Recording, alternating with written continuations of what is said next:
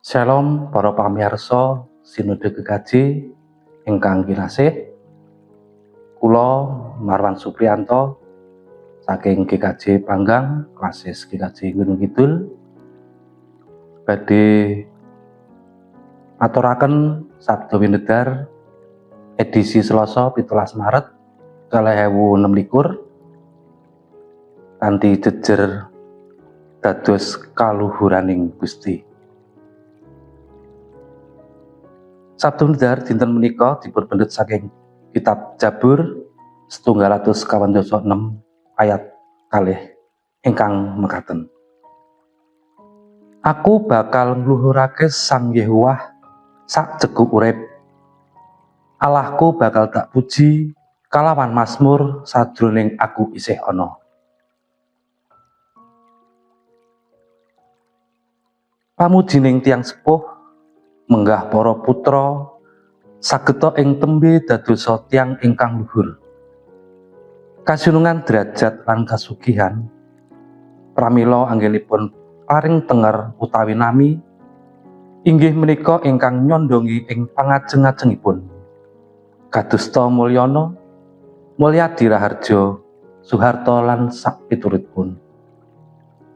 Kathah dening pangajeng-ajeng ingkang saklangkung murih kadumugen sedyanipun wiwit taksih alih para lare sampun dipun gulawentah kalawan disiplin lan dipun sangoni kalian mawerni-werni ilmu lan keterampilan.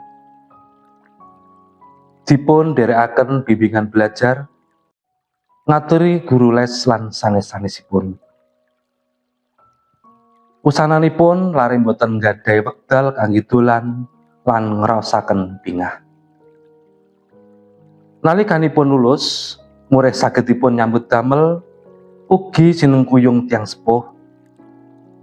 Badhe relasi lan nepotisme, kongsi besel lan bebingah sanesipun. Memper nalika sampun nampi kalenggahan, korupsi dados kala jiret awit sedayanipun tinampi kanthi bayaran. Ancasing gesang, juru mazmur sanyata beda kalian ancasing jagat.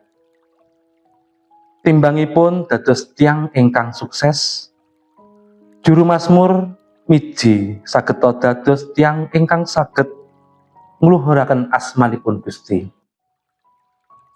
Boten ateges kados juru kidung utawi sinden lan sak piturutipun. Ananging gesang ingkang saestu dados puji lan kamulyaning Gusti. Laras kaliyan ancasing Gusti Allah anggenipun yasa manungsa. Resepipun prasaja kemawon inggih menika kumandel ing Gusti ingkang nitakaken bumi lan langit, segara saisinipun, sedaya ingkang prastyanipun langgeng ing sak lami-laminipun.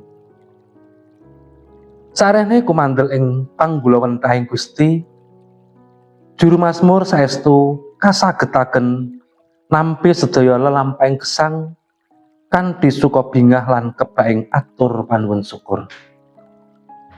Atur panuwun syukur menika ingkang dados tuk ing kaluhuraning asmanipun Gusti ingkang kababar ing pandamel sae.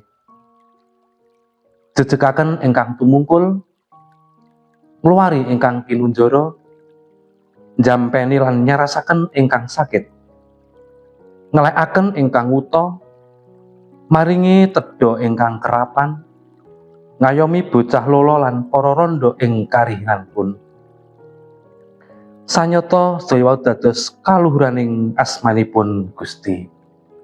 Mangkaten para pamirsa sabda winedhar ing dinten menika, mugi Gusti berkahi kita sedaya. Matur nuwun.